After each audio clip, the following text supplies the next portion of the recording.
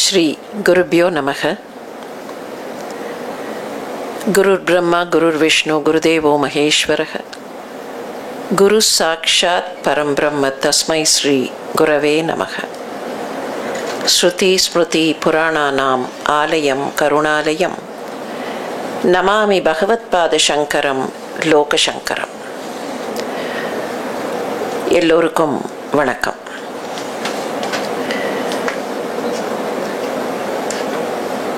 அறிவியல் நோக்கில்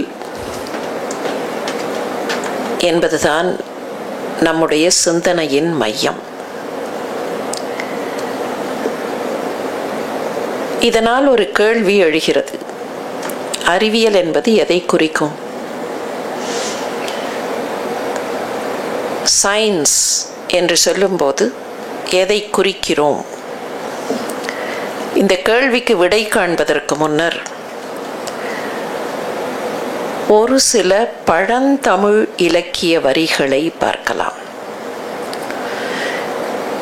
நீர் தெவ்வும் நிறை தொழுவர் பாடு சிலம்பு மிசையேற்ற தோடு வழங்கும் அகல் ஆம்பியின் கயல் அகய வயல் நிறைக்கும். இந்த வரியை கேட்டவுடன், இந்த வார்த்தைகளை கேட்டவுடன் ஏதோ கடினமான தமிழ் என்று எண்ணிக்கொள்ள வேண்டாம். தொழுவர் என்றால் வயல்களில் உதவக்கூடியவர்கள், வயல்களில் உழைக்கக்கூடியவர்கள். அவர்கள் என்ன செய்கிறார்கள்? வயல்களுக்கு நீர் வேண்டும் என்பதற்காக ஏற்றத்தில் அந்த நீரை கொண்டு வருவதற்கு முயல்கிறார்கள். சில பேருக்கு ஏற்றம் என்பது இன்னமும் நினைவிருக்கலாம். நீர்நிலை கீழே கிணறு போல இருக்கும், தண்ணீர் இருக்கும், அதிலே இருந்து வயலுக்கு தண்ணீர் கொண்டு வர வேண்டும். It's against the gradient. மேலே கொண்டு வந்து அதிலே இருந்து அந்த வயலுக்கு நீர் பாய்ச்ச வேண்டும். தோடு என்பது அந்த ஏற்றத்தில் நீரை கொண்டு வருவதற்காக இருக்கிற அமைப்பு.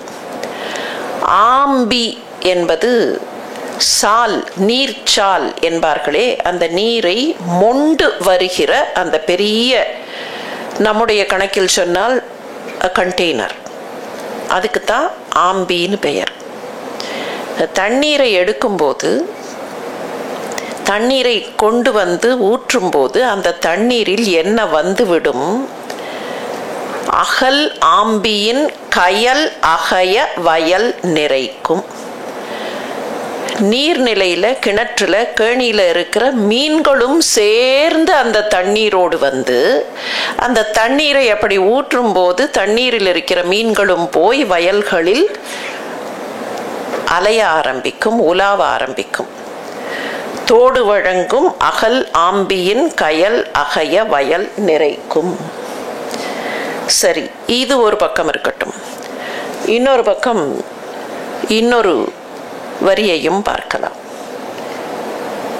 வருத்தி கொண்ட வல்வாய் கொடுஞ்சிறை மீது அழி கடு நீர் நோக்கி. இது அகநானூற்றில் 346வது பாட்டில் இருக்கிற வரி. இந்த வரி காட்டுகிற காட்சி இவ்வளவுதான்.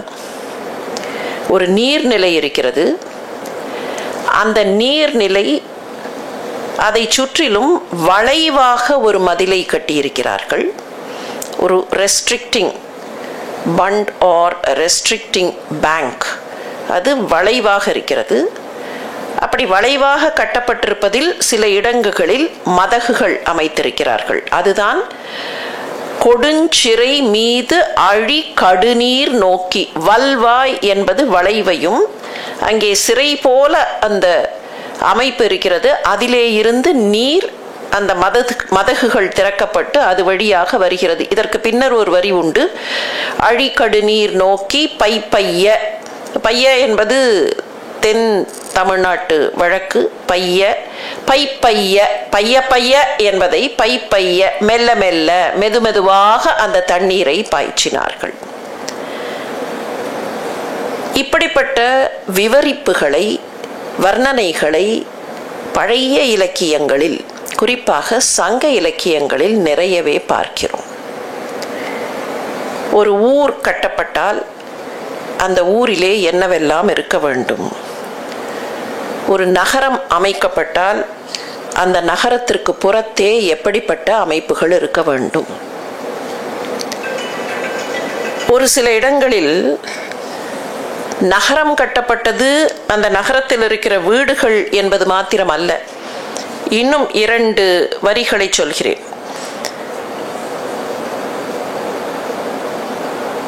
நெடுமால் சுருங்கை நடுவழி போந்து, இது பரிபாடலில் காணப்படுகிற வரி. நெடுமால் சுருங்கை நடுவழி போந்து, இதற்கு என்ன விளக்கம் என்று தேடி பார்த்தால், முற்காலத்திலேயே இதற்கு உரையாசிரியர்கள் என்ன விளக்கம் கொடுத்திருக்கிறார்கள். ஏனென்றால் அவர்கள் அந்த காலகட்டத்தைச் சேர்ந்தவர்கள், அவர்களுக்கு என்ன தெரியும். இன்றைக்கு நாம பார்க்கக்கூடிய கண்ணோக்கத்தில் இது சரியாக வருகிறதா என்று பார்த்தால் இதற்கு என்ன விளக்கம் என்பது நமக்கு வியப்பை தருகிறது. ஒரு சாலை அமைக்கப்பட்டிருக்கிறது. அந்த சாலையின் நடுப்பகுதியில் நீர் செல்லுவதற்கான வழி அமைக்கப்பட்டிருக்கிறது. சுருங்கை நடுவழி போந்து. சரி, இது பரிபாடலில் காணப்படுகிறது என்றால் மதுரை காஞ்சிக்கு வந்தால் அங்கேயும் ஒரு வரியை பார்க்கிறோம். கல் இடித்து இயற்றிய இட்டுவாய் கிடங்கின் நல் எயில். அரும்பத உரையாசிரியர் இதற்கு ஒரு அற்புதமான உரையை தருகிறார். மேலே இருக்கிற சுவரிலே இருந்து வழிகிற நீர், வீதி இருக்கிறது, சுவர் இருக்கிறது, சுவரிலே இருந்து வழிகிற நீர், ஒழுகு நீர் புகுகை ஒருத்தரும் அறியாதபடி மரத்து படுத்த வீதி வாய்த்தலை. இதுதான் அரும்பத உரையாசிரியர் தரக்கூடிய விளக்கம். இந்த தண்ணீர் வந்து அந்த ட்ரெயின் லைனுக்குள்ள போறது, யார் கண்ணுக்கும் தெரியாதபடி அந்த நீர் மறைவாகவே வந்து கீழே இருக்கக்கூடிய அந்த ட்ரெயின் லைன்ல போகுமா. இப்படிப்பட்ட விவரிப்புகளை, இப்படிப்பட்ட காட்சிகளை சங்க இலக்கியத்தில் பார்க்கும்போது,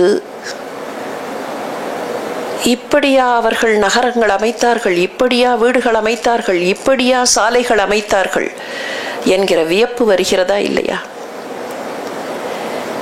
சரி, இதையெல்லாம் வைத்துக்கொண்டு அவர்கள் அறிவியல் ஞானம் கொண்டிருந்தார்கள் என்று சொல்லிவிட முடியுமா? Where is the evidence? அவர்களுக்கு அறிவியல் தெரியும் என்பதற்கு என்ன எவிடன்ஸ் என்று ஒரு கேள்வியை நாமே கேட்டு பார்க்கலாம். ஏனென்றால் நம்மை பொறுத்த வரைக்கும் இன்றைக்கு அறிவியல் என்றால் இட் ஷுட் பி ரெக்கார்டட். இவ்வளவு இவ்வளவு இவ்வளவு என்று கணக்கு வழக்கில் எழுத வேண்டும், இன் மெஷர்ஸ் ரெக்கார்ட் பண்ண வேண்டும். ஆனால் சற்றே மானுடம் எப்படி வளர்ந்தது என்பதையும், எது உண்மையான அறிவியல் என்பதையும் சிந்தித்து பார்த்தால் நமக்கு மிக முக்கியமான உண்மை புலனாகும். இலக்கணம் என்பது எப்போதுமே முதலில் வராது, வரக்கூடாது. இலக்கியம் வந்து அந்த இலக்கியத்தை எடுத்து அனலைஸ் பண்ணும்போது இவையெல்லாம் பொதுவான தன்மைகள் என்பதை பார்த்து கிராமர் செட் ஆகணும். அதே மாதிரி தான் நீங்க ஒரு ஆடிட்டோரியம் அமைக்க வேண்டும். ஒரு கற்பனைக்காக வச்சுப்போம், ஆடிட்டோரியம் அமைக்க வேண்டும். இங்க இந்த ஹால், இந்த சபானை வைத்துக்கொள்வோம். மாடிப்படி ஏற வேண்டும் அல்லது மாடிப்படி இறங்க வேண்டும். Though we talk in terms of keeping left, பெரும்பாலானவர்கள் மாடிப்படியில் எந்த பக்கத்தில் கையை ஊனுவார்கள்? கிராமரை செட் பண்ணிட்டு கட்டுறதை விட முதல்ல என்ன பண்ணியிருப்பார்கள், இப்போ வேணா கிராமரை செட் பண்ணி கட்டலாம் இதுதான் அப்படின்னு. முதல்ல என்ன பண்ணியிருப்பார்கள், நிறைய பேர் நடக்கும்போது எந்த பக்கமாக சாய்கிறார்கள், நிறைய பேர் எதை பிடித்து கொள்கிறார்கள், ஆரம்ப ஸ்டேஜில் இதை கவனிச்சதுக்கு அப்புறம்தான் இந்த அனாலிசிஸை எடுத்து தான் நிறைய பேர் ரைட் ஹேண்டடாக இருக்கிறார்கள், நிறைய பேர் இப்படித்தான் பிடித்துக் கொள்வார்கள் அப்படிங்கிற கிராமர் செட் ஆகும். அதே மாதிரி தான் நம்முடைய பழைய காலத்து மக்கள், அவர்கள் சிலவற்றை வாழ்ந்து பார்த்து எப்படி என்பதை பயன்படுத்தி அதை பற்றிய விவரங்களை தெரிந்து கொண்டு அந்த பயன்பாட்டை செயல்படுத்தி இருக்கிறார்கள். செயல்படுத்தினதிலேந்து எடுத்து கிராமர் போடும்போது அது சரியாக வரும். நாம என்ன எதிர்பார்க்கிறோம்? சயின்ஸ் அப்படிங்கிற ஒரு லேபலை ஒட்டி கிராமர்னு சொல்லிட்டு அதிலேருந்து இது வர வேண்டும் என்று எதிர்பார்க்கிறோம். இது வந்ததற்கு பின்னர் தான் அது வரும் என்பதை நடைமுறையில் புரிந்து கொள்ள வேண்டும். ஒன்றும் வேண்டாம், கெமிஸ்ட்ரி லேபுக்கு போனால் இந்த பிப்பெட்டுன்னு ஒன்று இருக்கும், பியூரட்டுன்னு ஒன்று இருக்கும், அப்புறம் ஏதோ ஒரு கீழே ஒரு ஃப்ளாஸ்க் ஒன்று வைப்பார்கள். ரொம்ப சிம்பிளான ஒரு எக்ஸ்பெரிமெண்ட்னு வச்சுப்போம். மேலேருந்து ஒரு கெமிக்கலை ஊற்றணும், அது இதில் வரும், இதில் வேற ஒரு கெமிக்கல் இருக்கும். இது ரெண்டும் மிக்ஸ் ஆகும்போது அந்த கலர் கரெக்டாக வரணும். எந்த பாயிண்ட்ல கலரோ எவ்வளவு போட்டிருக்கோ அதை போய் ரெக்கார்ட் பண்ணி காமிச்சா கரெக்டாக இருந்ததுன்னா மார்க்கு கிடைக்கும். இப்போ இதை செஞ்சு இதில் எவ்வளவு இதில் விழுந்திருக்கு, எவ்வளவு குவான்டிட்டி உள்ள விழுந்திருக்கு அப்படிங்கிறத சொன்னா தான் தட் இஸ் ரெக்கார்டட். அதுக்கு பதிலாக 10 ml விழுந்துருதுன்னா அப்படின்னு கிராமரை செட் பண்ணிட்டு அதுக்கு அந்த எக்ஸ்பெரிமெண்ட் இல்லை. இன்ஃபேக்ட் கொஞ்சம் ஷார்ட்கட்டில் பண்ணக்கூடிய ஸ்டூடெண்ட்ஸ் எல்லாருக்கும் தெரியும் இது 10.2 தான் வரும், அதனால 10 வரைக்கும் பேசாமல் திறந்து விட்டுருவோம் டேப்பை, அதுக்கப்புறம் டக்குன்னு மூடுவோம் அப்படின்னு மூட போய் சில சமயம் அந்த டேப்பு நம்ம ஏமாற்றி நிறைய உள்ள விழுந்து மாட்டிக்கொண்ட நாட்களும் இருக்கும். Nevertheless, something is done and it is analyzed and the rules and regulations are formulated from what has been done. அப்போ அறிவியல் என்பதை ஒரு லேபலாக பார்க்காமல் அறிவியல் கண்ணோக்கம் இருந்திருக்கிறதா என்று பார்த்தால்தான் நம்மால் அதை முறைமையாக புரிந்து கொள்ள முடியும். ஒரு சிம்பிள் எக்ஸாம்பிள், ஆயர்பாடிகள் எங்கே அமைக்கப்பட்டன? நிறைய கதைகள் ஆயர்பாடிகளை பற்றி கேட்டிருக்கோம் இல்லையா? 2 இலக்கிய எடுத்துக்காட்டுகளை சொல்ல வேண்டும் என்றால், ஒன்று நமக்கெல்லாம் நன்றாக தெரிந்த கண்ணனுடைய ஆயர்பாடி. கண்ணனுடைய ஆயர்பாடி எங்கே இருந்தது? இந்த கேள்வியை ஒரு பக்கம் அங்கே வைப்போம். இன்னொரு ஆயர்பாடி தமிழ் இலக்கியத்தை பொறுத்த வரைக்கும் நன்றாக தெரிந்த ஒரு ஆயர்பாடி. கோவலனும் கண்ணகியும் மதுரைக்கு போனார்கள். மதுரைக்கு போகிற வழியிலேயே ஒரு ஆயர்பாடி. இப்போ இந்த 2த்தினுடைய சீக்வன்ஸையும் எடுத்து பார்த்தா ஒன்று தெரியும். ஆயர்பாடி என்பது was not right within the down R the city. அது அவுட்ஸ்கர்ட்ஸ்னு சொல்கிறோமே, புறநகர் பகுதின்னு சொல்கிறோமே, அந்த புறநகர் பகுதியிலோ அதற்கு சற்று வெளியாகவோ தான் இருந்திருக்கிறது, புறத்தே இருந்திருக்கிறது. It was not inside the city. ஏன்? இதில் என்ன பெரிய விஷயம் இருக்குது? நமக்கு நினைவிருப்பது ஆயர்பாடியை பொறுத்த வரைக்கும் என்ன? ஒருத்தி மகனாய் பிறந்து ஓரிரவில் ஒருத்தி மகனாய் ஒளித்து வளர்வதற்கு அவன் போனான் ஆயர்பாடிக்கு. கம்சனுடைய எக்ஸாக்ட் ஜூரிஸ்டிக்ஷனுக்குள்ள அந்த ஆயர்பாடி இருக்கல. கம்சனுடைய நேரடி ஜூரிஸ்டிக்ஷன்ல இல்லாம அவசர அவசரமா அந்த நகரம் நதியினுடைய இந்த பகுதியில் இருக்கிறது என்றால் நதியினுடைய அந்த பகுதியில் இருந்த ஆயர்பாடிக்கு கண்ணனை கூடையில் வைத்து வசுதேவர் கொண்டு போனார் என்று கதை சொல்கிறோம். இந்த கதையை மட்டும் பார்க்கிறோம். வசுதேவர் தூக்கி கொண்டு போனார், ராத்திரி எல்லாம் மழை பெய்தது, அதையெல்லாம் பார்க்குறோம். ஆயர்பாடியுடைய placement was not in the city. இப்போ இது அப்படியே சிலப்பதிகாரத்துக்கு வருவோம். சோழ நாட்டை விட்டு புறப்படுகிற கோவலன், இதுகாரும் சோழ நாட்டில் வாழ்ந்தவன், தன்னுடைய கைப்பணம் எல்லாம் செலவழிந்து போன நிலையில் மிகப்பெரிய வணிக குடும்பத்தைச் சேர்ந்த தான் தவறான சில செயல்களால் தன்னுடைய கைப்பொருளை இழந்து விட்டோம் என்கிற நிலையில் இதே சோழ நாட்டில், இதே காவிரி பூம்பட்டினத்தில் கைப்பொருள் இழந்தவனாக போய் நாளைக்கு வருமானம் தேடினால் ஊர் என்னை பார்த்து சிரிக்குமே என்கிற ஒரு சின்ன அச்சத்தில் மனைவியிடத்தில் வா நாம் புறப்படலாம் என்று சொல்லி இன்னொரு நாட்டுக்கு போகிறான். கவுந்தியடிகள் இவர்களை அழைத்து கொண்டு போகிறார். இவர்கள் வைகை பக்கம் போகிறார்கள். எங்கே போகிறார்கள்? முதலில் போய் தங்கிய இடம் ஆயர்பாடி. அங்கேதான் ஆய்ச்சியர்கள் பாட்டெல்லாம் பாடுகிறார்கள். வடவரையை மத்தாக்கி என்றெல்லாம் அந்த பாட்டு நமக்கு தெரியும். அந்த ஆயர்பாடியில் கண்ணகியை விட்டுவிட்டுத்தான் நகரத்திற்குள்ளே போகிறான் கோவலன். அடுத்த நாள் கண்ணகியின் சிலம்பை கையில் எடுத்துக்கொண்டு நகரத்திற்குள்ளே போகிறான். பொற்கொல்லனிடத்தில் விற்பதற்கு போகிறான். அங்கே சிக்கிக் கொள்கிறான். அந்த கதை நமக்கு தெரியும். இப்போ இந்த பொசிஷனிங் வைத்து பார்த்தால் இன்றைக்கு ஜிபிஎஸ்ல வல்லவர்களாக நாம் இருக்கிறோம் இல்லையா? So what was the positioning of Ayarpadi? Geographical positioning of the Ayarpadi. Madurai நகரத்திற்குள் இல்லாமல் மதுரையினுடைய புறநகர் பகுதியில், புற வெளியில் அது இருக்கிறது. புறச்சேரி இருத்த காதையா சிலப்பதிகாரத்துல. என்ன காரணம்? இதுல என்ன பெரிய விஷயம் இருக்குல்ல? There is a sense of reasoning. Any sense of reasoning is scientific.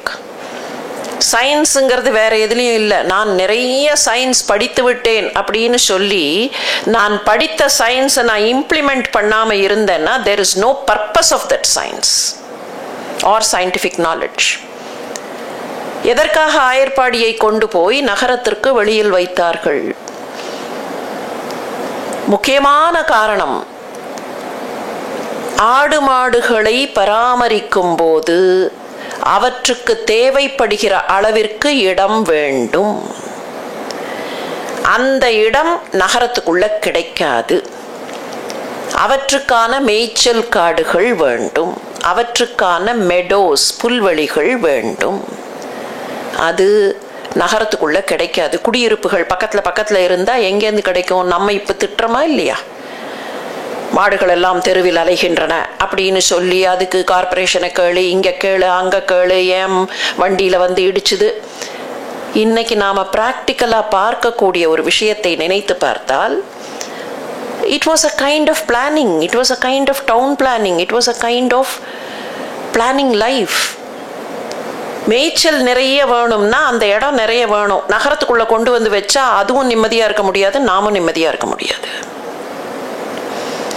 அப்போ அவுட்ஸ்கர்ட்ஸ்ல கொண்டு போய் வைத்தார்கள். அவற்றை பராமரிப்பதற்கு என்று இருப்பவர்கள் அரசனுடைய நேரடி ஆணைக்குள் வரமாட்டார்கள். they were almost equal to kings. அதுக்கு காரணம் அந்த ஜீவராசிகளை பராமரிக்கிறார்கள். எப்படி இந்த அரசன் இங்கே இருக்கிற பிரஜைகளை பராமரிக்கிறாரோ அப்படி அந்த ஜீவராசிகள், ஏன்னா அங்க என்ன இருக்கு, என்ன தேவை, அந்த மாட்டுக்கோ ஆட்டுக்கோ என்ன தேவைங்கிறது அவர்களுக்கு தான் தெரியும்.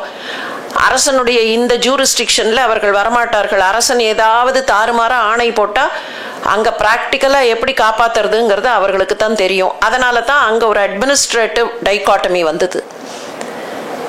ஆனா இந்த அட்மினிஸ்ட்ரேட்டிவ் டைகாட்டமி இதெல்லாம் பின்னால வந்தா கூட அடிப்படையாக ஆயர்பாடி என்பது நகரின் புறத்தில் இருக்க வேண்டும். நகரின் புறத்தில் எந்த குடியிருப்புகள் இருக்க வேண்டும் அப்படின்னு லிஸ்ட் போட்ட போது அதுல முக்கியமான குடியிருப்பு ஆயர்கள் குடியிருப்பு. அவர்கள் அந்த ஆடு மாடுகளுக்கு பக்கத்தில், மேய்ச்சல் காட்டுக்கு பக்கத்தில் இருந்தால்தான் சரியாக செயல்பட முடியும். இப்ப இதுல எவ்வளவு சென்ஸ் ஆஃப் ரீசனிங் இருக்கு, எவ்வளவு தூரம் சிந்தித்து, எவ்வளவு தூரம் இதை பற்றி நினைத்து, எப்படி இதை பிளான் பண்ணினா இது வசதியாக இருக்கும். இந்த அனாலிசிஸ் அண்ட் ரீசனிங் இதுதான் சயின்டிஃபிக். சயின்ஸுங்கிறதுல ஒரு அனாலிசிஸ் இருக்கணும், ரீசனிங் இருக்கணும். காரண காரியம் இல்லாமல் செயல்பட்டால் அது சயின்டிஃபிக் இல்லை, அது டாக்மேட்டிக். ஆனால் டாக்மேட்டிக்னு நாம் நினைக்கக்கூடிய பழைய இலக்கியங்களில் ஒரு விஷயத்திலையும் எவ்வளவு தூரத்திற்கு சிந்தித்து சிந்தித்து செயல்பட்டிருக்கிறார்கள் என்பதை புரிந்து கொள்ள முடிகிறது. சுவத்திலேந்து வழிகிற தண்ணீர் ட்ரெயின் லைனுக்கு போகும்போது அது யார் கண்ணுக்கும் போகாமல் போக வேண்டும், கீழே போக வேண்டும்னா ஏன் கண்ணுக்கு தெரியக்கூடாதாங்கிறதுக்கு இல்லை. அந்த தண்ணீர் அப்படியே கீழே போய்விட்டது என்றால் அதை கொண்டு போய் எங்க விடுறதுங்கிறதுக்கெல்லாமும் பிளான் பண்ணியிருக்கிறார்கள். அந்த லைன்ஸுக்குள்ள நம்ம போகல, கண்ணில் படக்கூடாதுங்கிறதுக்காக இல்லை. மேலே தண்ணி வந்ததுன்னா எவ்வளவு கஷ்டம் இருக்கும்னு ஒவ்வொரு நாள் மழை பெஞ்ச உடனே முதல்ல 1/2 மணி நேரத்தில் நாம படுற கஷ்டம் நமக்கு நினைவுபடுத்தும். அப்போ எவ்வளவு பிளானிங் ஹேஸ் கான் இன். பெரிய டெக்னாலஜி, நாம நினைக்கிற டெக்னாலஜி அவர்கள்ட்ட இல்லை. ஆனால் their attitude was scientific, their approach was scientific. இந்த தகவல்களை மனதில் வைத்துக்கொண்டு அதே கேள்வியை மறுபடியும் உள்ளத்தில் எழுப்பிக்கொண்டு, இன்னும் அந்த கேள்விக்கு நம்ம விடை முழுக்க கண்டுபிடிக்கல, அந்த கேள்வியை மனதிலேயே வைத்துக்கொண்டு மாணிக்கவாசகருடைய போற்றி திரு அகவலில் வரக்கூடிய சில வரிகளை பார்க்கலாம். போற்றி திரு அகவல், இதுக்கு அர்த்தமே என்ன?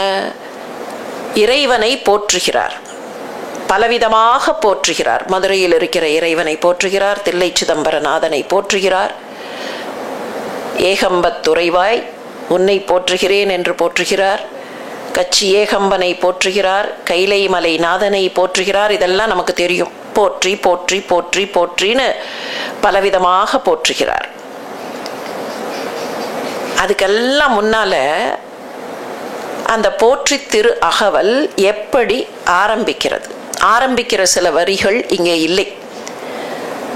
தொடக்கம் இந்த உலகம் எப்படி தோன்றியது என்பது போல ஒரு சில வரிகள், பஞ்சபூதங்கள் வந்து தோன்றியது அப்படின்னு கொஞ்சம் சம்மரைஸ் பண்ணி, ரொம்ப டீட்டெயில்டாக சொல்லாமல் சம்மரைஸ் பண்ணி சொல்லிட்டு, ஏன்னா இதுக்கப்புறம் எப்படியெல்லாம் இந்த உலகங்கள் வந்தன என்பதை பாரிடை 5ஆய் பறந்தாய் போற்றி, நீரிடை 4ஆய் நிகழ்ந்தாய் போற்றிங்கிறதுல சொல்ல போகிறார். ஒரு ஜிஸ்ட் மாதிரி உலகம் பிரபஞ்சம் தோன்றியது.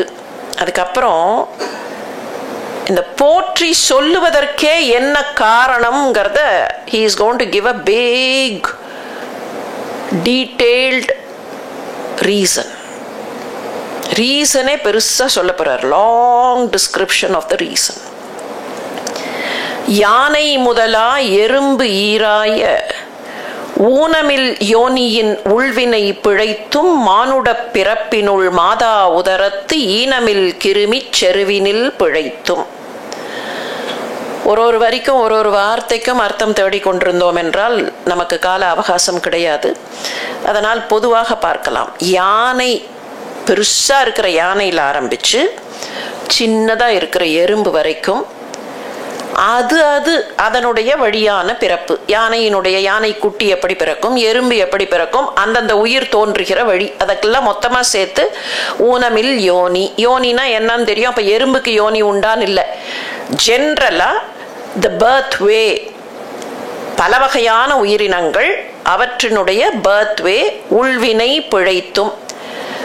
எந்த உடம்புக்குள்ள நான் போகணும், நான் எறும்பா பிறந்திருக்கலாம், கரப்பாம்பூச்சியா பிறந்திருக்கலாம், ஆனால் அதையெல்லாம் தாண்டி நான் இன்றைக்கு மனித பிறவி எடுத்திருக்கிறேன். அப்ப இதெல்லாம் எப்படியோ எஸ்கேப் ஆகி, இப்படி எஸ்கேப் ஆனதுக்கு என்ன காரணம்? நான் செய்த பழைய வினைகள் காரணம், கர்ம வினை காரணம். சில நேரத்துல தெரியாது, 2 பிறவிக்கு முன்னால நான் ஒரு கரப்பாம்பூச்சியா கூட இருந்திருக்கலாம், புல்லாகி பூடாகி, இதையெல்லாம் தாண்டி ஊனமில் யோனியின் உள்வினை பிழைத்தும், இந்த கர்ம வினைகளை எல்லாம் தாண்டி இப்ப மானுட பிறப்புள் இருக்கிறேன். இந்த மானுட பிறப்பினுள் மாதா உதரத்து ஈனமில் கிருமி செருவினில் பிழைத்தும். இதுக்கு நிறைய விளக்கங்களை சொல்ல முடியும். பியோர் சயின்ஸ் விளக்கங்கள் கூட இதற்கு உண்டு. எப்படின்னா, தாயினுடைய வயிற்றில் வளரும் போது, தாயினுடைய வயிற்றில் மாதா உதரத்து, தாயினுடைய வயிற்றில் இருக்கும்போது அந்த கருக்குழந்தை, கருப்பிண்டம் பலவித காரணங்களால் வளராமல் அழிந்து போவதற்கு வாய்ப்பு உண்டு. பலவிதமான கிருமிகள், அந்த கிருமிகள்னு சொல்லும்போது அதற்கு விதவிதமான, ஏன்னா கிருமின்னு சொன்னால் நாம் இன்னைக்கு ஒரு மைக்ரோ ஆர்கானிசம்னு நினைக்கிறோமே, அது மட்டும் டைரக்ட் அர்த்தம் இல்லை. கிருமின்னு சொன்னால் ஏதாவது ஒன்று சிறியதாக இருப்பது அல்லது போட்டி போடக்கூடியது. இதுக்கு ரொம்ப சயின்டிஃபிக்காக டோட்டலி சயின்டிஃபிக்னு விளக்கம் சொன்னவர்கள் சில பேர் என்ன சொன்னார்கள்னா, கொஞ்சம் நெருடலாக இருந்தாலும் தயவு செய்து பொறுத்து கொள்ளுங்கள். ஒரு பெண்ணுடைய அணுக்கருவை போய் ஆணுடைய பல அணுக்கருகள் அதை அடைவதற்கு முயல்கின்றன. ஆனால் அந்த போட்டியில் ஏதோ ஒன்று தான் சக்சீட்ஸ். அதைத்தான் இங்கே ஈனமில் கிருமி செருன சண்டைன்னு அர்த்தம், அந்த சண்டையில் பிழைத்தும்னு சொல்றாருன்னு ஒரு எக்ஸ்ட்ரீம் விளக்கம். எப்படியாக இருந்தாலும் அந்த தாயினுடைய வயிற்றில் வளரும் போது பல வகையான பிரச்சனைகளிலே இருந்து தப்பித்து, ஒருமதி தான்றியின் இருமையில் பிழைத்தும் இருமதி விளைவின் ஒருமையில் பிழைத்தும் மும்மதி தன்னுள் அம்மதம் பிழைத்தும் ஈரிரு திங்களில் பேரிருள் பிழைத்தும் 5 திங்களில் முஞ்சுதல் பிழைத்தும் 6 திங்களில் ஊறு அலர் பிழைத்தும். இந்த வார்த்தைகளிலிருந்து உங்களுக்கு புரிந்திருக்கும். 1 திங்கள், 2 திங்கள், 3 திங்கள், 4, 5, 6 தாயின் கருவில் வளரும்போது அந்த கருக்குழந்தை ஒவ்வொரு மாதம் எப்படியெல்லாம் வளர்கிறது, என்ன என்ன சிக்கல்கள் வரக்கூடும். நான் முதலே சொன்ன மாதிரி let us not go into the details of this. Embryological details இப்போ நமக்கு வேண்டாம். அதில் நிறைய கண்டுபிடிக்கலாம். எம்பிரியாலஜிக்கல் டீட்டெயில்ஸ் இதில் கண்டுபிடிக்கலாம். மும்மதி தன்னுள் அம்மதம் பிழைத்தும், 3வது மாதம், மதினா திங்கள், 3வது மாதம் வளரும் போது என்ன தடங்கல்கள் வரும், அப்போது என்ன விதமான பிரச்சனைகள் வரும். ஈரிரு திங்கள், 4வது மாதத்தில் எப்படி, 5வது மாதத்தில் எப்படி, 6வது மாதத்தில் எப்படி, இதெல்லாம் ஒவ்வொன்றா சொல்லிக்கொண்டே வந்து ஒருமதி தான்றி அப்படிங்கிறதுக்கே ஒரு விளக்கம் என்னன்னா, தான்றிக்காய் அளவில் இருக்கக்கூடிய 1 மாதத்து கரு. இப்போ இதெல்லாம் வந்து நிறைய அனலைஸ் பண்ணணும், கம்பேர் பண்ணணும். இப்போ அந்த டீட்டெயில்ஸ்குள்ளே போக வேண்டாம். Lot of work has gone in, but இப்போ வேண்டாம் அது. 7 திங்களில் தாழ்புவி பிழைத்தும் 8 திங்களில் கட்டமும் பிழைத்தும். 7 திங்களில் தாழ்புவி பிழைத்தும், 7வது மாதம் பூமிக்கு வந்துவிட வேண்டும் என்கிற அந்த வேகத்திலிருந்து பிழைத்து. இங்க இருக்கிற பெண்களுக்கு தெரியும், ஒரு குறை பிரசவம் அப்படின்னு நம்ம சொன்னோம்னா அந்த ப்ரிமெச்சூர் பர்த் அப்படிங்கிறது 7வது மாதத்துக்கு அப்புறம் ப்ரிமெச்சூரா பிறக்கக்கூடிய குழந்தை வயபிள். 7 மாசம் வரைக்கும் அது வயபிள் கிடையாது. அப்ப 7வது மாதத்துல அப்படி ஒரு வேகம் இருக்கும் என்பது போல குறிக்கிறார். 7 திங்களில் தாழ்புவி பிழைத்தும் 8 திங்களில் கட்டமும் பிழைத்தும் 9 வரு தரு துன்பமும் பிழைத்தும். 9வது மாதம் அந்த குழந்தை வருகிற பாதையில் அதற்கு வரக்கூடிய துன்பங்கள். டியூரிங் பர்த் அந்த குழந்தை எவ்வளவு கஷ்டப்படும், இல்ல அந்த குழந்தைக்காக அந்த தாய் வரு தரு துன்பமும் பிழைத்தும். இதெல்லாம் முடிஞ்சு தக்க தசமதி தாயோடு தான்படும் துக்க சாகரம். தசமதி 10வது மாசம் அம்மாவோட சேர்ந்து, ஏன்னா அந்த குழந்தை பிறக்கும் போது அந்த தாயும் துன்பப்படுகிறாள். துக்கசாகரம் துயர் இடை பிழைத்தும். அதிலேந்து எப்படியோ பிழைச்சு அந்த பிறந்த குழந்தை, நான் பிறந்து விட்டேன் ஆண்டுகள் தோறும் அடைந்த அக்காலை, நான் மெல்ல வெளியில வந்து ஒரு குழந்தையாக பிறந்து அந்த குழந்தை மெல்ல வளர்ந்து ஈண்டியும் இருத்தியும் எனை பல பிழைத்தும். அது வளரும்போது ஒவ்வொருத்தர் ஒவ்வொரு மாதிரி சொல்லி, இங்கே இருன்னு சொல்லி இருத்தி இப்படி வைத்து அப்படி வைத்து இதெல்லாம் மாறி, இதை தாண்டி அந்த நியோனேட்டல் பீரியட்ல அந்த குழந்தை பலவிதமாக பல பேர் அதை கையாண்டு, இப்போ சொல்கிறோமா இல்லையா, ஹைஜீனிக்காக இருக்கணும், நிறைய பேர் போய் குழந்தைய தொட வேண்டாம் அப்படின்னு எல்லாம் சொல்கிறோமே, எல்லாத்தையும் சேர்த்து ஒத்த வரியில் போட்டார். ஈண்டியும் இருத்தியும் எனை பல பிழைத்தும். அதுக்கப்புறம் அந்த குழந்தை வளர்ந்து ஒரு லெவலில் காலை மலமோடு கடும் பகல் பசி நிசி வேலை நித்திரை யாத்திரை பிழைத்தும். ஒவ்வொரு நாளும் அந்த குழந்தைக்கு அன்றன்று செய்ய வேண்டிய செயல்கள், அந்த உடல் ரீதியாக கடும் பகல் பசி, காத்தாலேருந்து சாப்பிடலைன்னா மத்தியானம் பசிக்கிறது, அந்த பசிக்காக அந்த பசியிலே இருந்து உணவு கண்டுபிடித்து அந்த உணவில் பசியிலிருந்து பிழைத்து, நிசி நேரத்தில் நித்திரை வேண்டும், அதிலே இருந்து பிழைத்து, இப்படி ஒன்றொன்றாக வளர்ந்து இப்ப வளர்ந்திருக்கிற அந்த லெவல்ல என்ன ஆச்சு? கருங்குடல் செவ்வாய் வெள்நகை கார்மையில் ஒருங்கிய சாயல் நெருங்கி உள் மதர்த்து கச்சு ஆற நிமிர்ந்து கதிர்ந்து முன் பனைத்து எய்த்து இடை வருந்த எழுந்து புடைபறந்து ஈர்க்கு இடை போகா இளமுலை மாதர்தம் கூர்த்த நயன கொள்ளையில் பிழைத்தும். சின்ன குழந்தை இதை ரொம்ப டீட்டெயில்டா சொல்லல, இளமை பருவத்தை கொஞ்சம் டீட்டெயில்டா சொன்னார். மாற்று ஜெண்டர்னால ஏற்படக்கூடிய வசீகரங்கள், பெண்கள் இருக்கக்கூடிய அந்த வசீகரம், இது கேன் பி மியூச்சுவல். அதனால இன்னொரு மாற்றுப்பாலினத்தின் மீது ஏற்படக்கூடிய வசீகரம், அந்த வசீகரத்திலே இருந்தும் தப்பித்து இளமுலை மாதர்தம் கூர்த்த நயன கொள்ளையில் பிழைத்தும். ஆதிசங்கரர் சொல்லுவாரே, இளமையில் இருப்பவனுக்கு எதை பற்றி நினைப்பு இருக்கும் என்றால் தருணஸ்தாவத் தருணீ சிந்தக. அதையெல்லாம் சொல்லி, சரி இதெல்லாம் தாண்டி இதை வைத்து இதிலே இருந்து பிழைத்து விட்டேன், இப்ப என்னாச்சு? நான் ஏதோ சம்பாதிக்கிறேன்னு வச்சுப்போம்.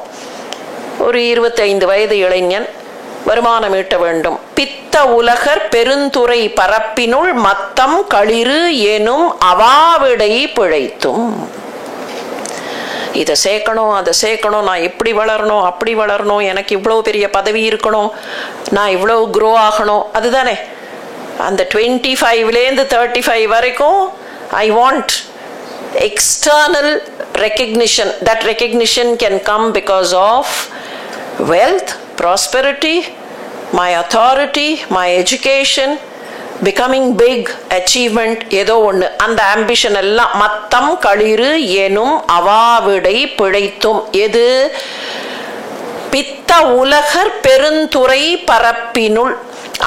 அவரவர்கள் பித்து பிடித்து, ஒருத்தர் பதவிக்கு பின்னால ஓடுறார், ஒருத்தர் பணத்துக்கு பின்னால ஓடுறாருன்னா அந்த பித்துகளுக்கு நடுவுல அவ்வளோ பெரிய பரப்புல நான் இந்த அவாவிலே இருந்து ஏதோ ஒன்று என்னை பிடித்து உலுக்குகிற மத யானை போன்ற அந்த அவா, இதை நான் செய்ய வேண்டும் என்கிற அந்த லௌகீக ஆசைகளிலே, லௌகீக ஆசை அவர் தப்பா சொல்லல, ஆனால் உலகத்தில் ஒரு இளைஞனுக்கு இருக்கக்கூடிய ஆசைகள். வாட் இஸ் யுவர் ஆம்பிஷன் கேட்குறோமா இல்லையா? நாமே யாராவது ஒரு 20 வயசு பையனை பார்த்தா, 20 வயசு பெண்ணை பார்த்தா, what is your ambition, what are you going to do? அப்போ what am I going to doங்கிறதுலேருந்து அதிலே இருந்து பிழைத்து கல்வி என்னும் பல்கடல் பிழைத்தும். என்ன வார்த்தை வருகிறது பாருங்கள், கல்வி என்னும் பல்கடல் பிழைத்தும். இதை படித்தேனா, அதை படித்தேனா, இதை கற்றேனா, அதை கற்றேனா. இந்த கல்வி எல்லாம் என்ன? I want to learn this, I want to learn this, I want to learn what? Why? I want to learn and show that I am an expert in this. அப்போ it is in a way showing my prowess. கல்வி என்னும் பல்கடல் பிழைத்தும். பல நேரத்தில் இப்போ நம்மில் நிறைய பேர் இதை சொல்லுகிறோம், தப்பில்லை, நாம் எல்லாருமே சொல்கிறோம். கொஞ்சம் இதெல்லாம் ஒரு 10 வருஷம் முன்னாலேயே தெரிஞ்சிருந்தா இன்னும் கொஞ்சம் இதையெல்லாம் படிச்சிருந்திருப்போமே, மாணிக்க வாசகரையும் தேவாரத்தையும். 10 வருஷம் முன்னால் இதெல்லாம் தெரியாமல் போச்சு சொல்கிறோமா இல்லையா? ஏன் 10 வருஷம் முன்னால் தெரியாமல் போச்சு? Our concentration was on something else. Domain knowledge, இல்லைன்னா ஆஃபீஸ் வேலை, இல்லைன்னா அங்கே கல்வி, அங்கே டாக்டரல், ஏதோ ஒரு காரணம். அதிலெல்லாம் என்னுடைய நேரம் போச்சு. இதெல்லாம் இன்னும் ஒரு 10 வருஷம் முன்னால் தெரியலையே. எத்தனை பேர் சொல்கிறோம்? சொல்கிறது தப்பு இல்லை, அந்த மாதிரியான சூழல் இருப்பதும் தப்பில்லை. ஆனால் மாணிக்க வாசகர் என்ன சொல்றாருன்னா, அந்த கல்வியிலிருந்தும் நான் பிழைத்து செல்வம் என்னும் அல்லலில் பிழைத்தோம். செல்வம்ங்கிறது ஒரு அல்லல், அதிலிருந்து பிழைத்து நல்குறவு என்னும் தொல்விடம் பிழைத்தும். நல்குறவுனா வறுமை. சரி, செல்வத்திலேருந்து தப்பிச்சேன், செல்வம் வேண்டாம்னு தப்பிச்சா வறுமையில போய் விழுந்துருவேன், அதிலிருந்தும் பிழைத்து. அப்போ இதுக்கெல்லாம் நான் ஏதோ இங்கே கொஞ்சம் இதுக்கு என்ன பண்ணணுமோ பண்ணி, அங்கே என்ன பண்ணணுமோ பண்ணி, இங்கே காலாட்டி அங்கே வாலாட்டி என்னென்ன பண்ணணுமோ இதையெல்லாம் பண்ணி ஒரு வழியாக இதுலேருந்து தப்பித்து புல்வரம்பு ஆய பலதுறை பிழைத்தும் தெய்வம் என்பதோர் சித்தம் உண்டாகி. இப்படி பல வரம்புகள் இருக்கே, அந்த வரம்புகள் எல்லாம் ஒரு வழியா தாண்டி தெய்வம் என்பதோர் சித்தம் உண்டாகி, இதெல்லாம் தாண்டி கடவுள் அப்படிங்கிற எண்ணம் வந்து முனிவு இல்லாதது ஓர் பொருள் அது கருதலும். அது ஒண்ணுதான் எல்லையில்லாத பொருள், அது ஒன்றுதான் அழிவில்லாதது. முனிவுங்கிறது இங்க அழிவு, அழிவு இல்லாதது ஓர் பொருள் அது, அதுதான் அழிவில்லாதது என்பதை புரிந்து கொண்டு, மற்றதெல்லாம் அழியும், பதவியா அது அழிந்துவிடும், அத்தாரிட்டியா அது ஒரு நாள் காணாமல் போகும், பணமா அதுவும் இல்லாமல் போகும், எவ்வளவுதான் சேர்த்து வைத்தாலும் யாராவது என்னிடமிருந்து எடுத்துக்கொண்டு போய் விடுவார்கள். இதெல்லாம் தாண்டி தெய்வத்தை உணர்ந்து, இப்ப பாருங்கள், எக்ஸ்டர்னல் ஃபோர்ஸஸ்ல பல ஃபோர்ஸஸை தாண்டினர். இப்ப இதோட முடிஞ்சு போச்சா தெய்வத்தை உணர்ந்தவுடன்? இல்லையா. 6 கோடி மாயா சக்திகள் வேறு வேறு தம் மாயைகள் தொடங்கின. ஆத்தம் ஆனார் அயலவர் கூடி நாத்திகம் பேசி நாத்தழும்பேறினர். சுற்றம் என்னும் தொல் பசு குழாங்கள் பற்றி அழைத்து பதறினர் பெருகவும் விரதமே பரம் ஆக வேதியரும். இப்போ அங்க இந்த லௌகீக விஷயங்கள்னு நாம நினைக்கிறோமே, பொருள் சேர்ப்பது, பதவி சேர்ப்பது, படிப்பது, இதெல்லாம் இந்த ஃபோர்ஸஸ் எல்லாம் தாண்டி தெய்வம்ங்கிற லெவலுக்கு வந்து தெய்வத்தை உணர்ந்த பின்னர் அங்க என்ன சிக்கல் வருதுங்கிறத ஒரு பெரிய பட்டியல், அதுக்கு ஈக்குவலா ஒரு பெரிய பட்டியல் போடுகிறார். 6 கோடி மாயா சக்திகள், 1 2 இல்ல, ஒவ்வொன்றும் இந்த கடவுள் தான் கரெக்டு, இந்த கடவுள் தான் கரெக்டு, இந்த கடவுள் தான் கரெக்டுன்னு பலவிதமான மாயா சக்திகள் இப்படியும் அப்படியும் இழுக்க 6 கோடி மாயா சக்திகள் வேறு வேறு தம் மாயைகள் தொடங்கின. ஓ, கடவுள்னு ஒருத்தரை நீ அக்செப்ட் பண்ணிக்கிறியா, அப்ப எந்த கடவுள் அப்படின்னு ஒன்னொன்னு பிடிச்சு இழுத்து என்னை அப்படியே தங்களுடைய மாயைகளை அவை தொடங்கின. அது மாத்திரம் இல்ல, இன்னும் கொஞ்சம் பேர் பார்த்தார்கள், எனக்கு நெருக்கமானவர்கள்னு சொல்லிக்கொண்டு ஆத்தமானார் அயலவர் கூடி நாத்திகம் பேசி நாத்தழும்பேறினர். நீ கடவுள்னு நம்புறியா, கடவுளே கிடையாது அப்படின்னு அந்த பக்கம் சில பேர் இழுக்க பார்த்தார்கள். சுற்றம் என்னும் தொல் பசு குழாங்கள், என்னுடைய உறவுக்காரர்கள் என்கிற பழைய கூட்டம், அவர்கள சில பேர் இந்த பக்கம் இழுத்து கடவுளை நம்பாத, சில பேர் இழுத்து இல்லை இந்த கடவுளை நம்பு, அந்த பக்கம் சில பேர் இழுத்து, இப்படி ஒவ்வொருத்தர் ஒவ்வொரு பக்கம் இழுத்து சுற்றம் என்னும் தொல்பசு குழாங்கள் பற்றி அழைத்து பதறினர். நாம் பதறினேனோ இல்லையோ, அவர்கள் எனக்காக பதறினார்கள். சரதம் ஆகவே சாத்திரம் காட்டினர். சமயவாதிகள் தத்தம் தங்களே அமைவது ஆக அரற்றி மலைந்தனர். சமயவாதிகள் என்னோட சமயம்தான் கரெக்டுன்னு ஒவ்வொரு சமயவாதியும் தத்தம் தங்களே அமைவது ஆக. அதுக்கப்புறம் எல்லா சமயத்தை பத்தியும் ஒரு லைன் சொல்றார். That does not mean அவர் அந்த சமயத்தை ஏற்றுக்கொண்டார் என்றோ அல்லது மறுத்தார் என்றோ அர்த்தம் இல்லை. இதை வச்சுட்டு அவர் இப்படி எல்லாம் சொன்னாரே, அவர் மொத்தத்துல ஒரு பெரிய லிஸ்ட் போட்டு இந்த பக்கம் சில பேர், இந்த பக்கம் சில பேர், இந்த பக்கம் சில பேர், மிண்டிய மாயாவாதம் என்னும் சண்டமாருதம் சுழிந்து அடித்து தார்த்து உலகாயதம் எனும் ஒழ்திற பாம்பின் கலாபேதத்த கடுவிடம் எய்தி. 2 எக்ஸ்ட்ரீம் சொன்னார். ஒரு பக்கத்துல மாயாவாதம்னு அவர் சொல்லக்கூடியது, அந்த காலகட்டத்தில் அத்வைதத்திற்கு மாயாவாதம்னு ஒரு பெயர். ஏன்னா ஜெகத் மித்யான்னு சொல்றதுனால, எல்லாம் மாயைன்னு சொல்வதனால அதற்கு ஒரு பெயர். ஒரு எக்ஸ்ட்ரீம் என்னன்னா, எதுவுமே தனித்தனி கிடையாது, இது எல்லாம் பார்க்கக்கூடிய காட்சிகள் எல்லாம் மாயை, இவையெல்லாம் ஒரே பரம்பொருள் என்று சொல்லக்கூடிய ஒரு எக்ஸ்ட்ரீம். இன்னொரு எக்ஸ்ட்ரீம் என்னன்னா லோகாயதம், கடவுள்ங்கிறதே கிடையாது, எல்லாம் இந்த உலகம்தான். அந்த லோகாயதத்தை சொல்லும் போது உலகாயதம் என்னும் ஒள் திறப்பாம்பின் கலாபேதத்த கடுவிடம் எய்தி, எப்படி பாம்பினுடைய விஷம் இருக்குமோ அந்த மாதிரி அதுக்குள்ள ஒவ்வொரு காம்பினேஷன், அதுக்குள்ள இருக்கிற சப்டிவிஷன், அதில் பெருமாயை எனை பல சூழவும் தப்பாமே தாம் பிடித்தது சலியா தழலது கண்ட மெழுகு அது போல.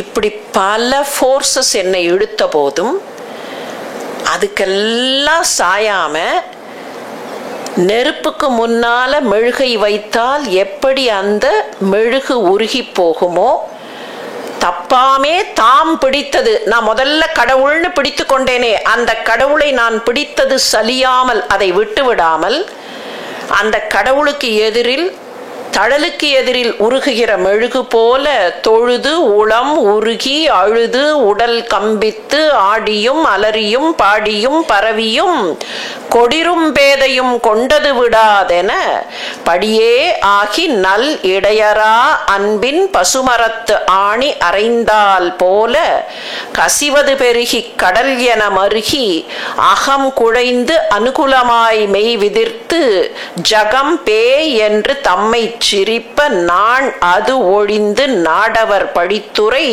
பூண் அது ஆக கோணுதல் இன்றி.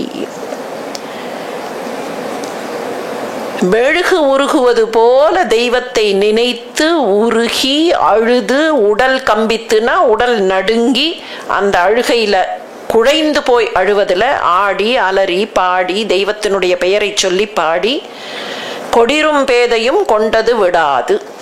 ஒரு பழமொழி, அந்த காலத்தில் இருந்த பழமொழி, இந்த பேயும் பிடிச்சதை விடாது, பேதைங்கிறது இங்கே பேய், அது பிடிச்சதை விடாது. கொடிரு என்னன்னாக்க குரடு, குரடுங்கிறது தான் இங்கே கொடிரு, இடுக்கின்னு சொல்கிறோமா இல்லையா, அது பிடிச்சதை விடாது. பிடிச்சதை சரியாக பிடிச்சுக்கணும், கொரடும் பிடிச்சதை விடாது, பேயும் பிடிச்சதை விடாது.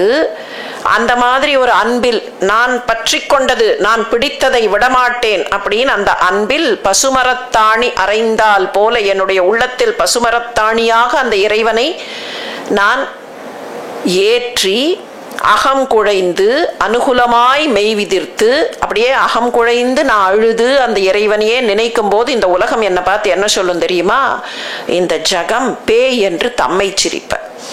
என்னை பார்த்து இந்த உலகம் இது சரியான பைத்தியம் அப்படின்னு என்னை பார்த்து சிரிக்கும், பே என்று சொல்லும், பித்தென்று சொல்லும். நான் அது ஒழித்து, அவர்கள் சொல்வதற்கு நான் வெட்கப்படாமல், அவர்கள் சொல்லுகிற அந்த படித்துறையே எனக்கு ஆர்னமெண்ட், படித்துறை பூண் அது ஆக. அவர்கள் என்னை பார்த்து படித்து பேசுகிறார்களா, இது பைத்தியம்னு சொல்லுகிறார்களா, அந்த வார்த்தையே எனக்கு இறைவன் கொடுத்திருக்கக்கூடிய அணிகலன் என்று மகிழ்ந்து கோணுதல் இன்றி சதுர் இழந்து அரிமால் கொண்டு சாரும் கதியது பரமா அதிசயமாக கற்றா மனம் என கதறியும் பதியும் மற்ற ஓர் தெய்வம் கனவிலும் நினையாது குருபரனாகி அருளிய பெருமையை சிறுமை என்று இகழாதே உன்னுடைய திருவடியை நினைப்பேன்னு சொல்லி இதை அப்படியே கண்டினியூ பண்ணி எனக்கு நீ குருபரனாக திருப்பெருந்துறையில் வந்தாயே என்பதையெல்லாம் சொல்லி அன்பு எனுமாறு கரை அது புரள, எனக்கு உள்ளத்தில் இருக்கக்கூடிய அன்பு அப்படியே புரண்டு வர இவ்வளவும் உன்னையே நினைத்து நான் செய்யக்கூடிய நிலையில் தாயே ஆகி வளர்த்தனை போற்றி. இதுக்கு அப்புறம்தான் போற்றி போற்றி போற்றின்னு போக போகிறார். அப்போ அந்த இறைவனை பற்றுவதற்கு எவ்வளவு தடைகள், அந்த தடைகளை தாண்டி நான் எவ்வளவு செய்ய வேண்டியிருந்தது. ஆனா அதுக்கு யார் உதவி செய்தார்கள்? தாயே ஆகி நீ வளர்த்தனை. இதுக்கும் சயின்ஸுக்கும் என்ன சம்பந்தம்னு நம்ம கேட்கலாம். தொடக்கத்துல ஒரு குழந்தை எப்படி வளரும் ஒவ்வொரு மாசத்தையும் டிஸ்கிரைப் பண்ணிட்டே வரார்.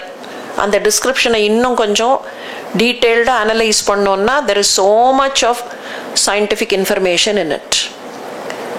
The kind of information that we tend to call as scientific.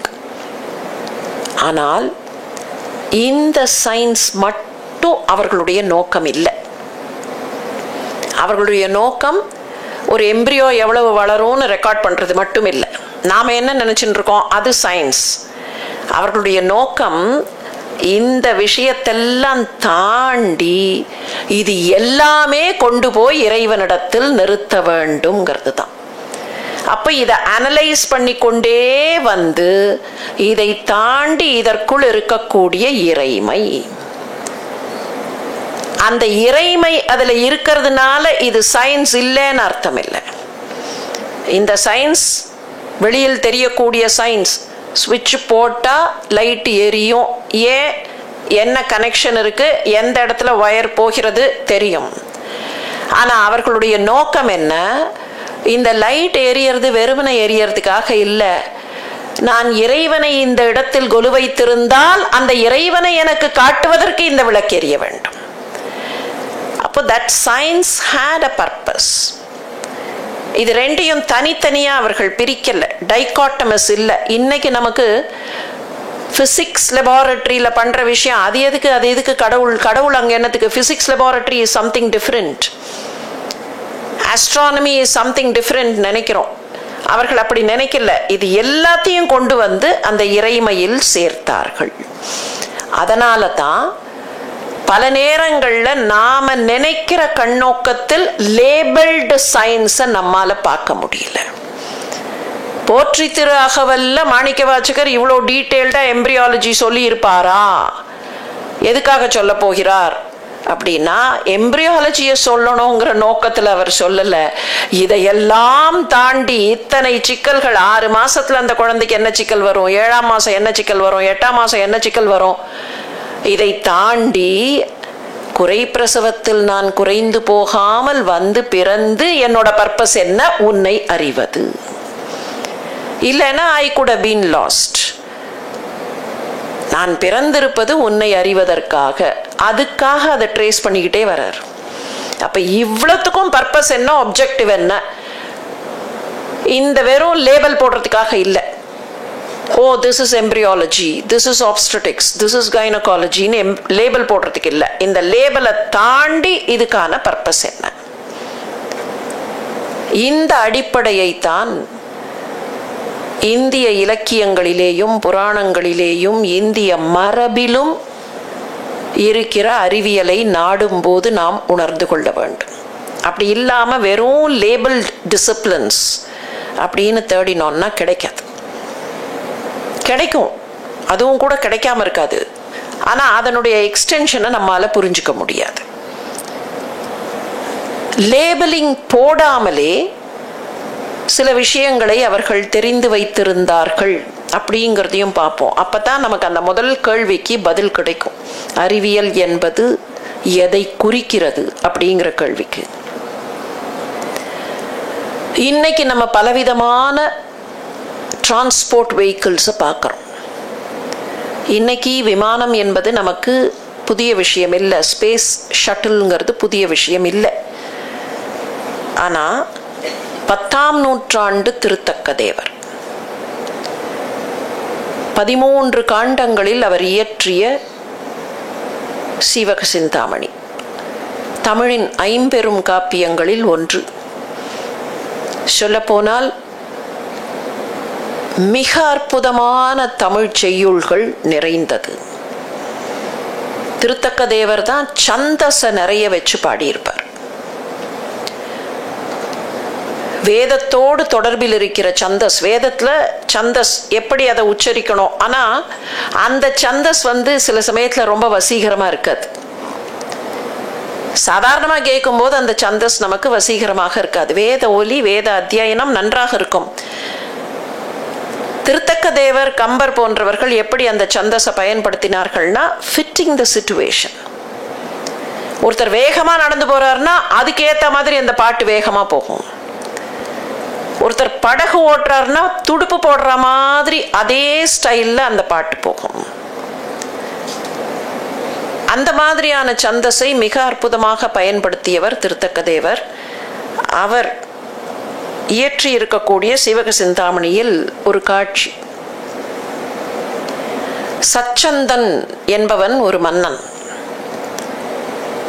அந்த மன்னனுடைய மனைவி விசையைன்னு வரும். சச்சந்தன் நல்லவன். ஆனால் அவனை சுற்றி இருக்கக்கூடியவர்கள் அவனை ஏமாற்றுவதற்கு திட்டம் தீட்டுகிறார்கள். எங்கேயோ அவனுக்கு ஒரு செய்தி கிடைத்து விடுகிறது. தன்னை ஏமாற்றுவார்கள், வேகமாக ஓரிடத்திற்கு போய்விட வேண்டும் என்றால் அதற்கு ஏதாவது ஒரு டிரான்ஸ்போர்ட் வெஹிக்கிள் இருக்க வேண்டும்.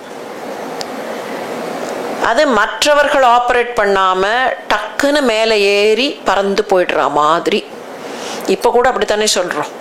இங்கேருந்து நான் வேகமாக போனேன்னா அப்படியே டக்குன்னு பறந்து போயிட மாட்டேனா? மழை வந்து கொண்டே இருக்கிறது, வேகமாக பறந்து போயிட்டா வீட்டுக்கு அப்படின்னு நினைக்கிறோமா இல்லையா? அந்த மாதிரி ஒரு வாகனம் இருக்க வேண்டும் அப்படின்னு நினைக்கிறான். அதை தன்னுடைய மனைவிக்கு கற்றுக் கொடுக்க வேண்டும்.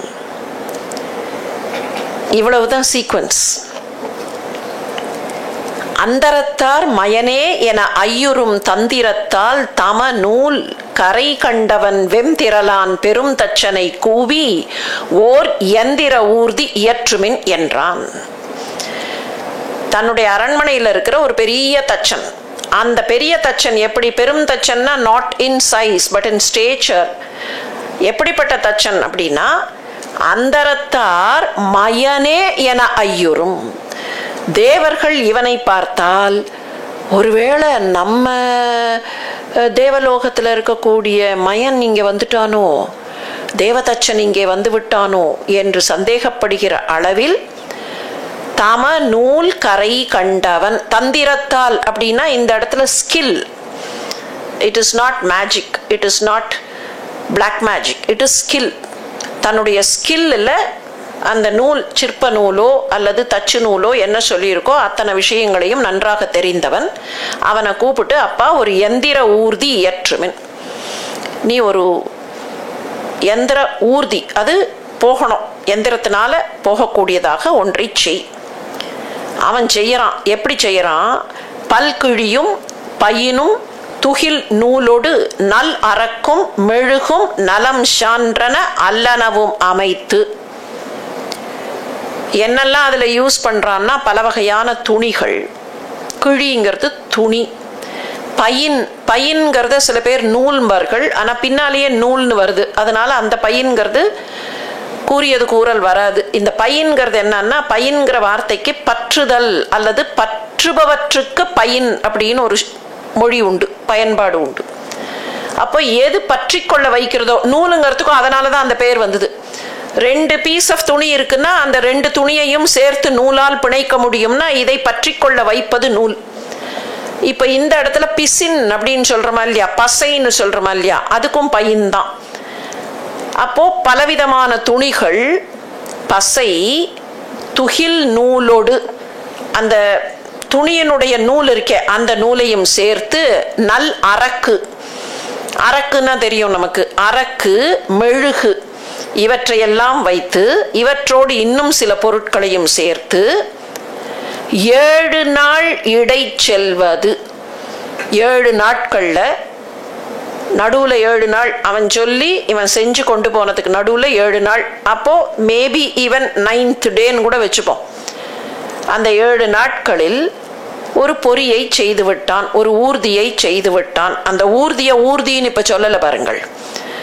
மேல இருக்கிற பாட்டுல எந்திர ஊர்தி, கீழே இருக்கிற பாட்டுல ஊர்தின்னு சொல்லல. 7 நாள் இடை செல்வது ஓர் மாமயில் செய்தனன், மயில் பொரிய செய்தான். அது மயில் ஷேப்ல இருந்தது. அதை ஏன் மயில் ஷேப்ல இருந்தது, மயில் பொறின்னு சொல்ல வேண்டியது தானே, மயில் செய்தான்னு சொல்லியிருக்கேன், மயிலையா செய்தான் அப்படின்னா அதுக்கான காரணம் அடுத்த பாட்டுல வருகிறது. அழிஞ்சது அவர்களுக்கு சந்தோஷம். ராமனை பாராட்டினார்கள். பாராட்டி விட்டு ஒரு விஷயத்தை சொன்னார்கள்.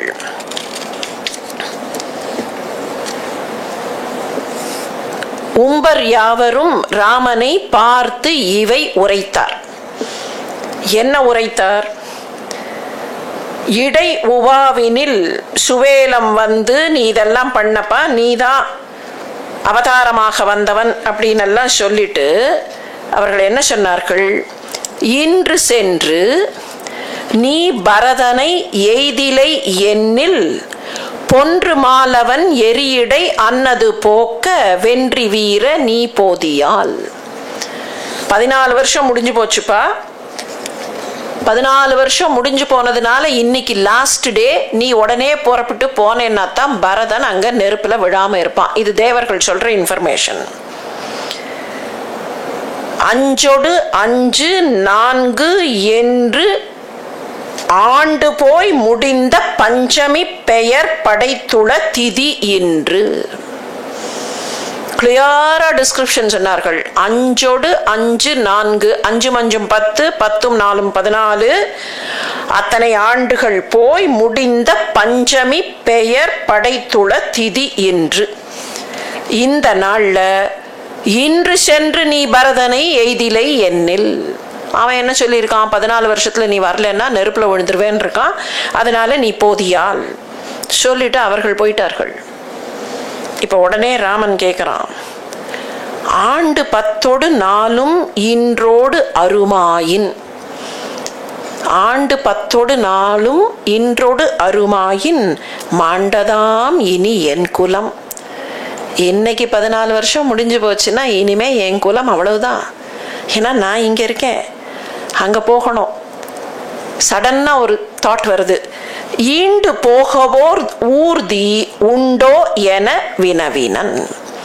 ஊர்தி உண்டோ, ஏதாவது வழி இருக்கா, ஏதாவது ஒரு ஊர்தி இருக்கா, ஏதாவது ஒரு டிரான்ஸ்போர்ட் வெஹிக்கிள் இருக்கா அப்படின்னு அவன் கேட்ட உடனே, தூண்டு மானம் உண்டு என்று அடல் வீடனன் சொன்னான்.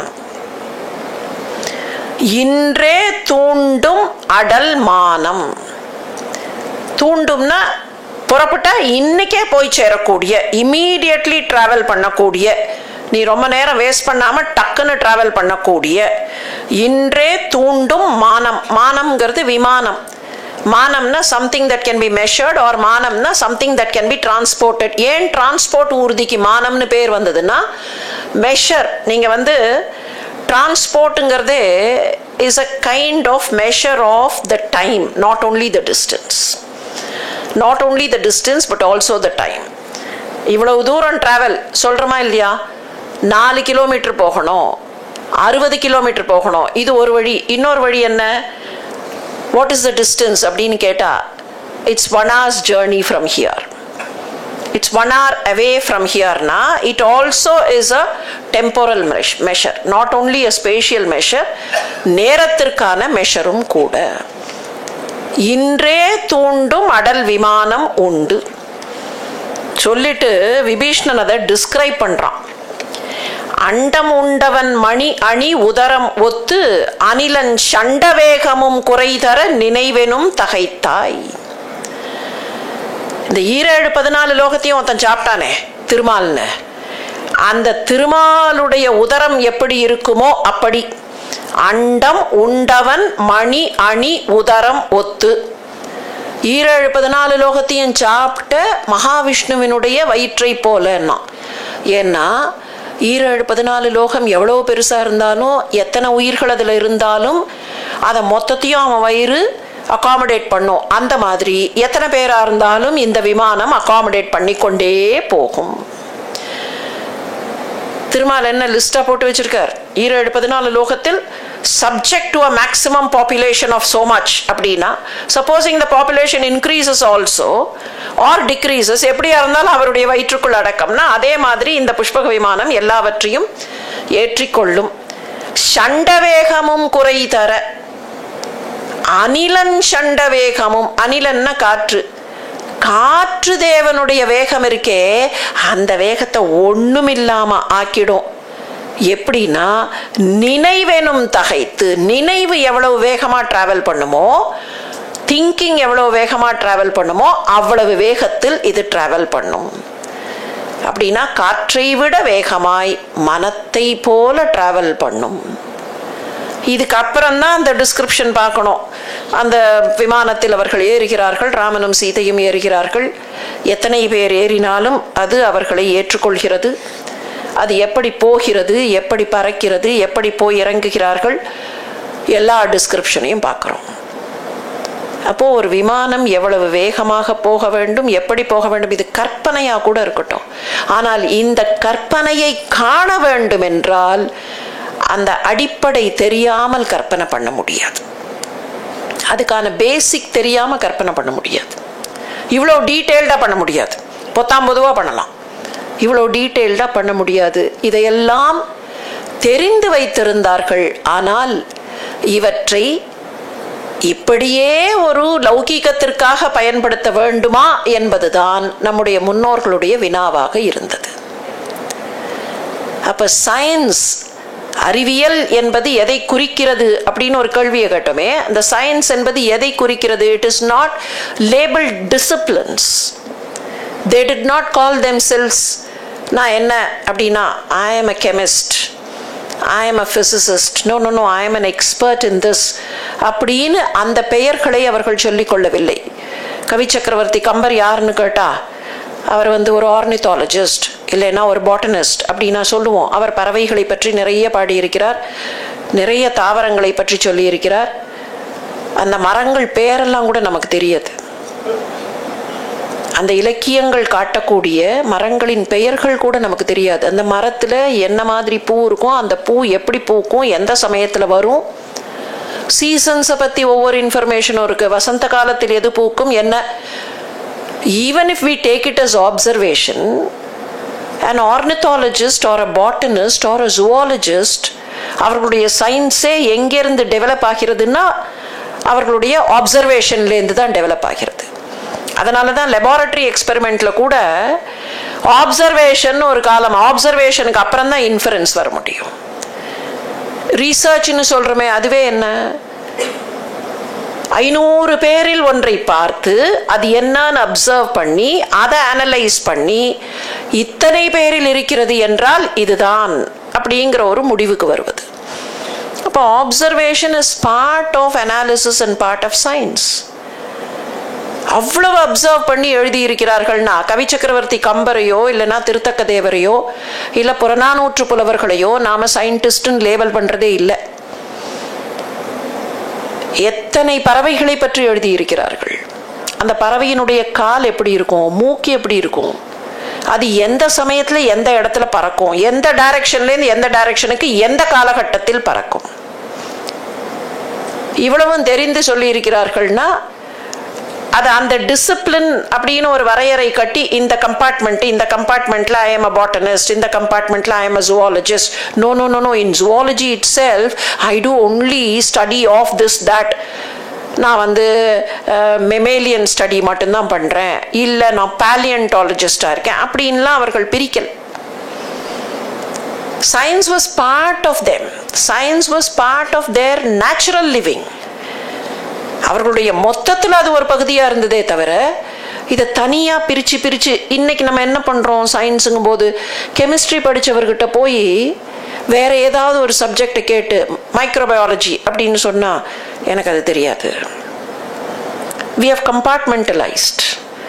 ஆனால் அவர்கள் கம்பார்ட்மெண்டலைஸ் பண்ணலை. அந்த சயின்ஸை எடுத்து வாழ்க்கைக்கு எல்லோருக்கும் எவ்வளவெல்லாம் தேவையோ அதையெல்லாம் கொண்டு பொருத்தினார்கள். முன்னால பார்த்தோமா இல்லையா, ஆரம்பத்தில் ஒன்று பார்த்தோம். இன்னைக்கு எப்படி வீதியில் நீர் போகிற வழியை அமைக்க வேண்டும் அப்படின்னு ஒன்று பார்த்தோம். தண்ணீர் போவது கூட வெளியில் தெரியாமல் போக வேண்டும். சில இடங்களில் தண்ணீர் எப்படி சேகரிக்கப்பட வேண்டும். கொஞ்சம் வருஷத்துக்கு முன்னால் all of us were talking about rain water harvesting. எப்படி அதை அமைக்க வேண்டும் அப்படின்னு ஒரு அழகான டிஸ்கிரிப்ஷன் நெடுநல்வாடை. நிலவு பயன் கொள்ளும் நெடுவெண் முற்றத்து கிம்புரி பகுவாய் அம்பணம் நிறைய கலிழ்ந்து வீழ் அருவி பாடு விரந்து அயல ஒலிநெடும் பீலி ஒல்க மெல்லியல் கலிமயில் அகவும் வயிர் மருள் இன் இசை. இந்த காட்சி டிஸ்கிரிப்ஷன் வேற ஒன்றும் இல்லை. ஒரு அரண்மனையில் என்னவெல்லாம் சத்தங்கள் கேட்கின்றன. ஒரு பக்கத்தில் இசைக்கருவிகளின் சத்தம், அது இதுக்கு முன்னால் வரக்கூடிய வரிகள். இதுலயே பின்னால வர வரி என்ன, ஒலி நெடும் பீலி ஒல்க மெல்லியல் மயில் அகவும். மயில்கள் அகவுகின்றன, அந்த சத்தமும் கேட்கறது. இதுக்கு நடுவுல இன்னொரு சத்தம், நிலாமுற்றத்தில் மழை பெய்திருக்கிறது. நிலாமுற்றம்ங்கிறது மேல இருக்கும், உப்பரிகைன்னு சொல்றோம், இல்லைன்னா இன்னைக்கு நம்ம மொட்டை மாடிங்கிறோமே, அந்த மொட்டை மாடி மாதிரியான இடம், நிலவு வெளிச்சம் வரக்கூடிய இடம். நிலவு பயன் கொள்ளும் நெடுவெண் முற்றம்,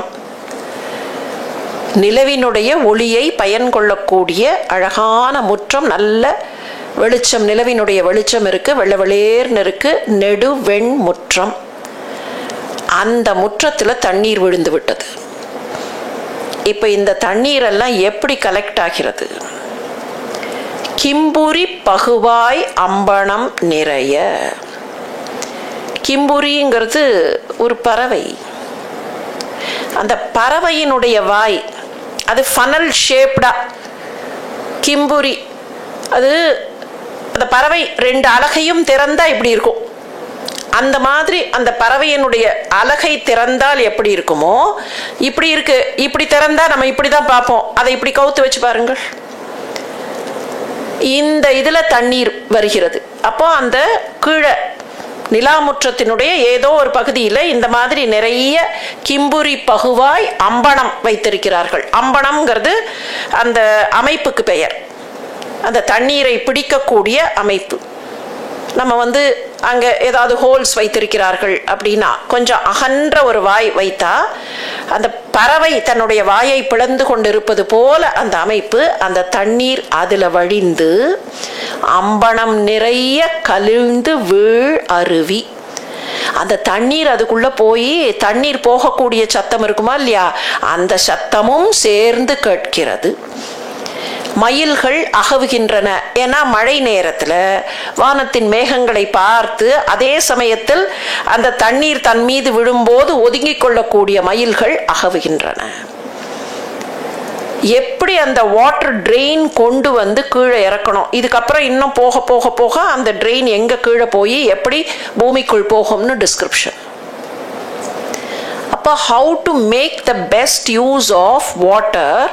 மொட்டை மாடியில் விழுற தண்ணியை எப்படி கொண்டு அதை எப்படி சேகரித்து எப்படி பயன்படுத்துவது,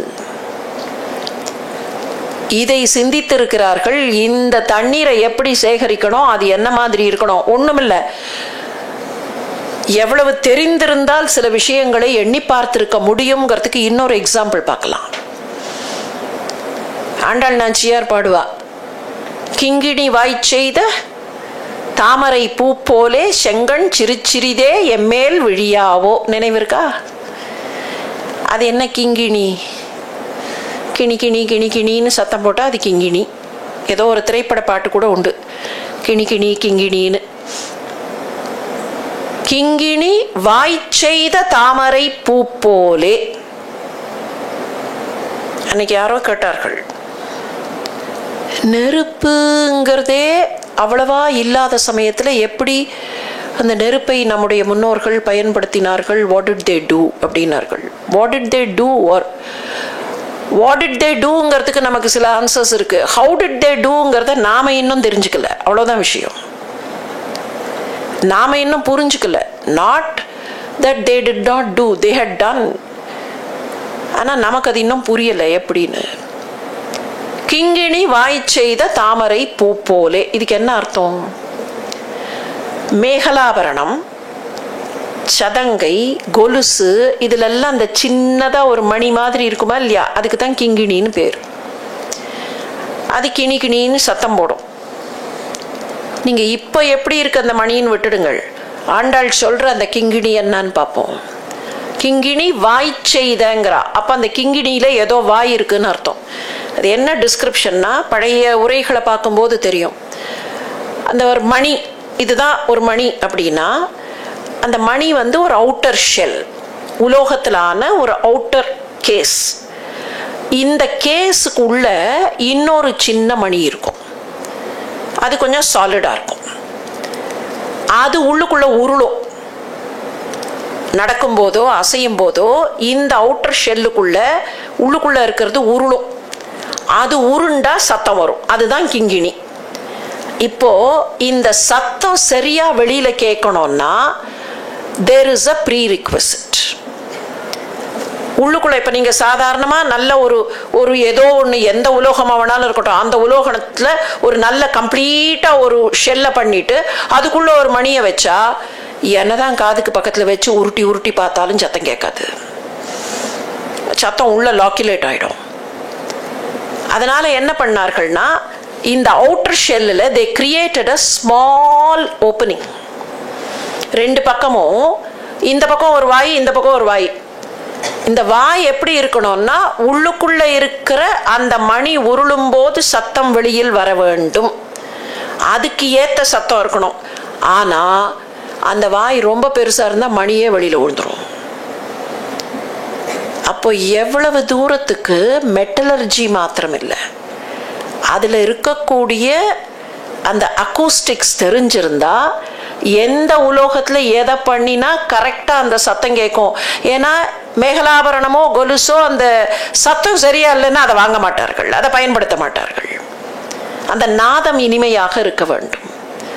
அப்போ இதுக்குள்ளே எவ்வளவு ஃபீல்டு போயிருக்கு, என்ன ஃபீல்ட்ஸ் எல்லாம் போயிருக்கு, மெட்டலர்ஜி போயிருக்கு, எவ்வளவு கரெக்டாக பதமாக அந்த சைஸுக்கு தகுந்த மாதிரி. நீங்கள் மேகலாபரணம் இருந்து மேகலாபரணத்தில் இருக்கிற அந்த கிங்கிணி இவ்வளோ பெருசுக்கு இருந்தால் சரியாக வராது, அதனுடைய அகலத்துக்கு ஏற்ப இந்த கிங்கிணி இருக்கணும். சரி, மேகலாபரணத்தில் இருக்கிற கிங்கிணியோட சைஸை கொண்டு போய் கால் கொலுசினுடைய கிங்கிணியில் வைக்க முடியாது, அது சின்னதாக இருக்கும்.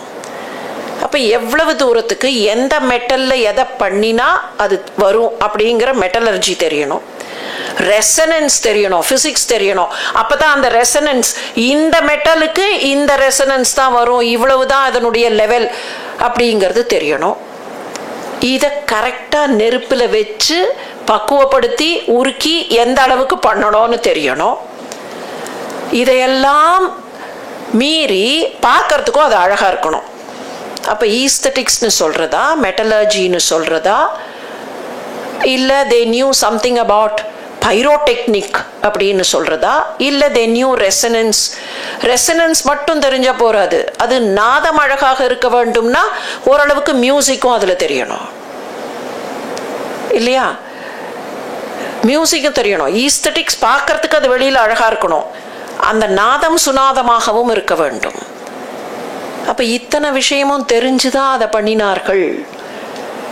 அப்படின்னா இதெல்லாம் வாட்டர் டைட் கம்பார்ட்மெண்ட்ஸ் இல்லை, இதெல்லாம் ஒன்றுத்துக்கு ஒன்று ஓ திஸ் இஸ் பைரோடெக்னிக்ஸ் அப்படின்னு தனியாக போடலை. இதெல்லாம் ஒன்றுத்துக்கு ஒன்று பின்னி பிணைந்தால் ஒரு சின்ன கிங்கிணி பண்ணுறதுல இவ்வளோ விஷயம். அதனாலதான் ஆண்டாள் பாடினா, கிங்கிணி வாய் செய்த தாமரை பூ போலே செங்கண் எம்மேல் சிறுச்சிறிதே விரியாவோ.